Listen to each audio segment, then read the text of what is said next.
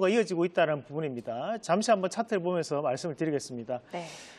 사실 이제 우리가 지금 현재 그 환율 차트입니다. 그러면 과거 이제 1999년도에는 우리나라에 엄청난 일이 있었습니다. IMF.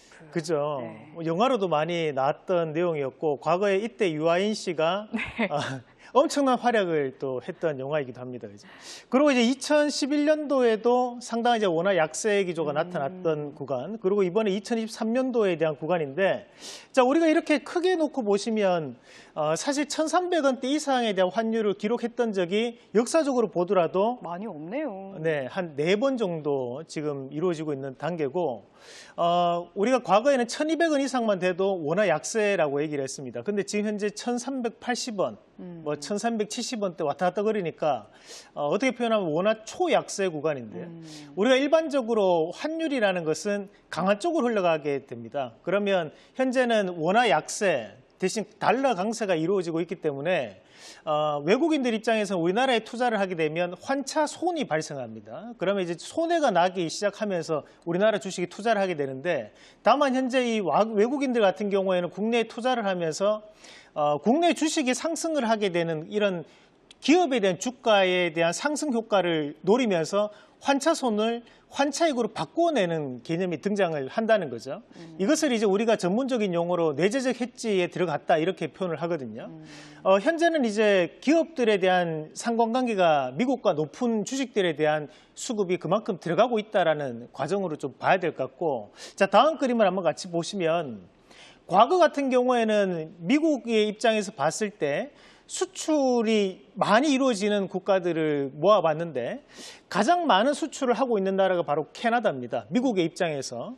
그다음에 이제 멕시코와 관계가 상당히 두껍게 나타나는 거고, 그리고 이제 한국은 약 8위권 정도 됩니다, 사실. 생각보다는 높은데요?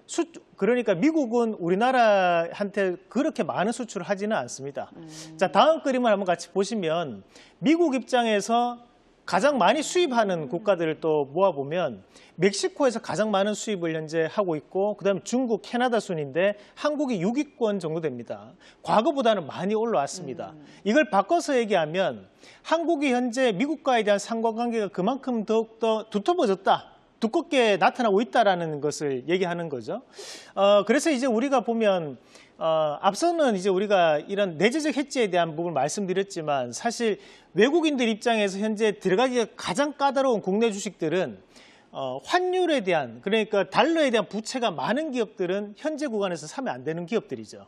왜냐하면 강달러가 나타나고 있기 때문에 달러에 대한 부채가 많은 기업들은 여기에서 더욱더 환차손이 커질 수밖에 없거든요. 그렇다 보니까 이제 우리가 외화에 대한 부담감이 큰 종목군들, 이를테면 유틸리티 업종 안에서도 몇몇 종목군들이 있습니다. 제가 방송이기 때문에 말씀을 안 드리겠습니다. 그런 기업들은 주가가 꾸준하게 하락하는 모습들이 많이 나타나요. 그것이 바로 이런 달러에 대한 부분 자체의 부담감을 느끼고 있기 때문이라고 좀 봐야 될 것 같고, 자, 다음 그림도 한번 같이 보도록 하겠습니다. 자, 다음 그림 보시면 한국과 미국의 10대 수출 품목입니다. 무역협회에 대한 통계 자료를 통해서 우리가 한번 확인해 보시면 가장 많은 수출이 이루어지고 있는 곳이 바로 이 자동차 업종입니다. 그리고 이제 두 번째가 차량용 부품이라든지 또는 부속품, 그리고 이제 배터리라든지 컴퓨터 부속품에 대한 부분 자체에서도 상당히 많은 수출 물량이 있기 때문에 앞으로도 우리가 이쪽에 대한 방향을 볼 수밖에 없다라는 말씀을 드리도록 하겠습니다. 그러면 우리가 오늘 시장에서 좀 함께 살펴볼 수 있는 자동차 종목군들도 한번 같이 보도록 하겠습니다. 우선 이제 현대글로비스부터 한번 체크를 해 보겠습니다. 앞서서 이제 우리가 급등까지 기대해 보겠습니다. 그러면 최근 소개해 주신 종목 중에서 수익률 탑5 바로 확인해 보죠. 네, 저희 수익률 탑5 중에서 우양이 1순위로 올라와 있고요. 5위에는 SL이 올라와 있습니다. 저희가 굉장히 일찍 좋은 가격대에서 선점을 했기 때문에 지금 수익률이 39%나 나오고 있는데요. SL 저희 AS 해보고요. 또 신고가 계속해서 나오고 있는 게 토비스. SL과 함께 오늘 신고가를 경신한 게 토비스거든요. 함께 AS 좀 부탁드려요. 우선 이제 SL은 5월 20일 날 SL 가격대가 43,000원 정도 되는 걸로 제가 알고 있었는데 34,000원인가요? 그 가격대부터 현재까지 꾸준한 현재 상승을 좀 보여줬던 모습들입니다.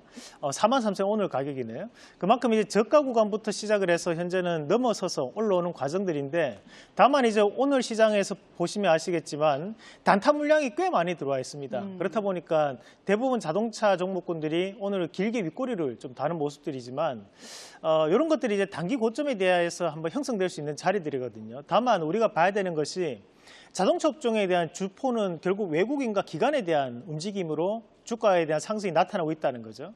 그 말인즉슨 이런 추세 추종에 대한 움직임은 앞으로도 이어질 수밖에 없다라는 부분으로 봐야 될 것 같습니다. 그래서 단기적인 물량 자체는 오늘로서 단기 고점은 저는 맞다고 봅니다. 다만 하방에 대한 지지는 상당히 강하기 때문에 이런 추세적인 부분으로 넘어갈 수 있는 주봉이라든지 월봉상의 추세적 움직임은 좀 더 주목해 볼 만하다라는 말씀을 드리면서 저는 중장기로 들어갈수록 더욱더 크게 수익을 낼 수 있는 종목 중에 하나가 바로 이 SL이 아닌가 말씀을 드리겠고 네. 자, 두 번째로 토비스 한번 같이 보도록 하겠습니다.